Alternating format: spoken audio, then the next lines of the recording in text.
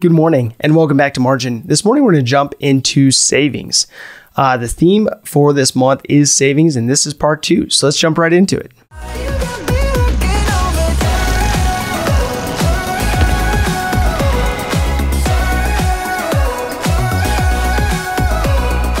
So there's a level of consumer confidence that you and I have seen in certain sectors as we have navigated this time, and there is actually a index for consumer confidence, and the Consumer Confidence Index actually defined consumer confidence as a measurement of Americans' attitudes about current and future economic conditions. It tells you how optimistic people are about the economy and their ability to find jobs. So they go on to say that if confidence increases too much, then people will spend more instead of saving. It creates higher demand that could trigger inflation. To stop it, the Federal Reserve will raise interest rates. That slows economic growth. It also increases the value of the dollar. That reduces exports because they are now priced higher in foreign markets. It makes imports cheaper, which also reduces inflation. So there's a lot there. There's a lot included in that definition and in the corresponding explanation around what happens when consumer confidence is high or low. And so with that, what we're experiencing is a myriad of different converging challenges right now when it comes to inflation, hyperinflation, stagflation, and many other aspects that have been seemingly uncharted territories, prior to the last year. So this definition of consumer confidence basically outlines not only what it is, but what is affected when confidence drops or when confidence increases. And so when you see that, you see certain aspects, whether inflation or deflation, stagflation, so on and so forth, adjust as demand changes and as the Federal Reserve adjusts interest rates to prevent inflation and so on and so forth. And so with that, it's important to actually know, okay, well, what is the index and what are we comparing against?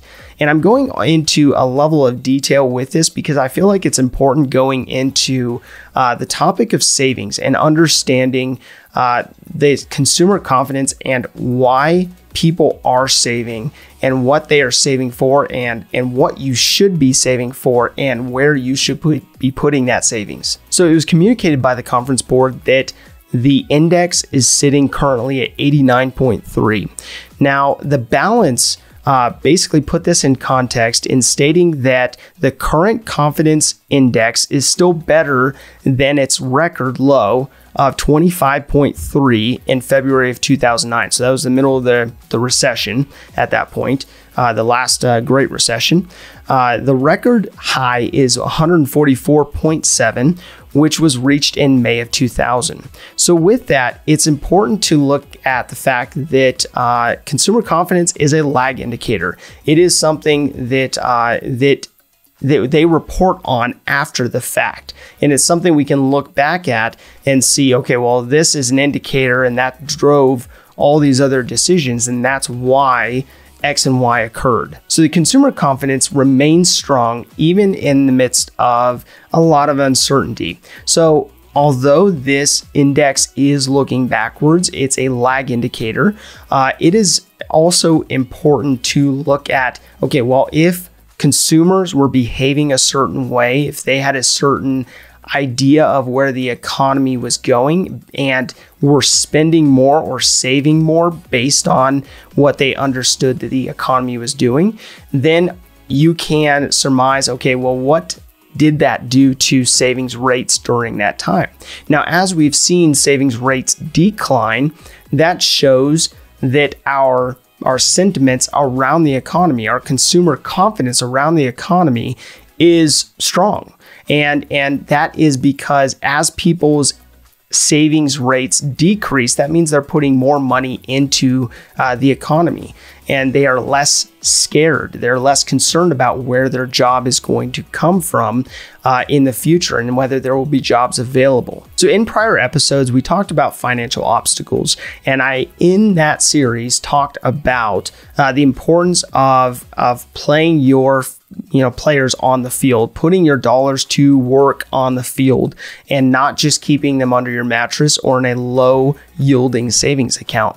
But in a time when we are experiencing inflation, when we're experiencing a devaluation of our currency due to stimulus of printing money, and therefore our dollars being worth less because of the circulation and so on and so forth, it is important for us to have places that we specifically put our money so that we are doing our best to curb inflation. So during a time when we are experiencing a devaluation of our currency, it's important to look into options to preserve the value, the currency that you do have.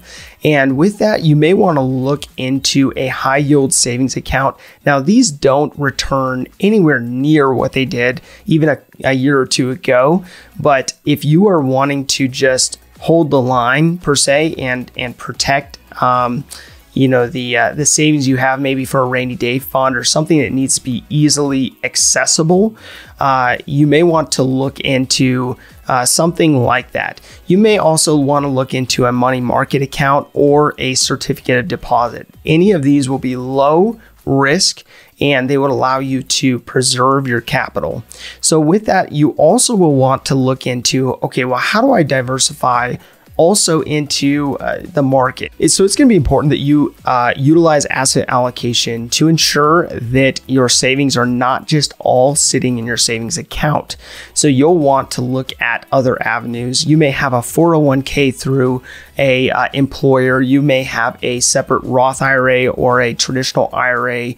You may have some other aspects, some different avenues like precious metals. You may have different avenues that you're comfortable with that you could diversify some of your savings in to reduce your overall risk, to reduce your overall volatility in your savings. So in this episode, we have talked about the why. Why is it important for you to set aside savings? Why is it important for you to actually have that built into your plan to spend?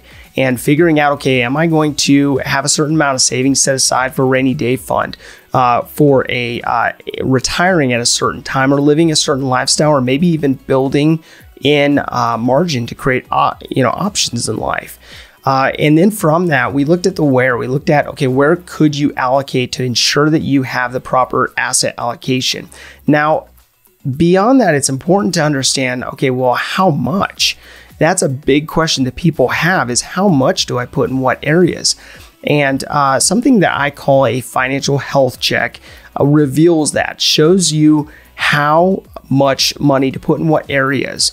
And we'll be going through that in an upcoming episode. But the important part is to make sure that you are saving. Make sure that you are actually putting away money for the things that you want to be able to purchase without going into debt, without having yet another burden. And so my call to action today really is to go in and see where you have savings, whether it is a retirement fund, whether it is it's a college fund for a child of yours or for yourself, or if you have that just sitting in a savings account, low yield savings account, where do you hold your savings at? And my encouragement for you is to pull that together and figure out, okay, well, how much do I have? And then in future episodes, we'll go into how much you should have. If this information is helpful to you, explore the Margin membership, where me and my team will help you take the information you're learning and apply it to your life and your finances. I've built an interactive course that allows me and my team to come alongside people like you to help you revamp your finances and build margin into your life. Click the link in the description below for more information.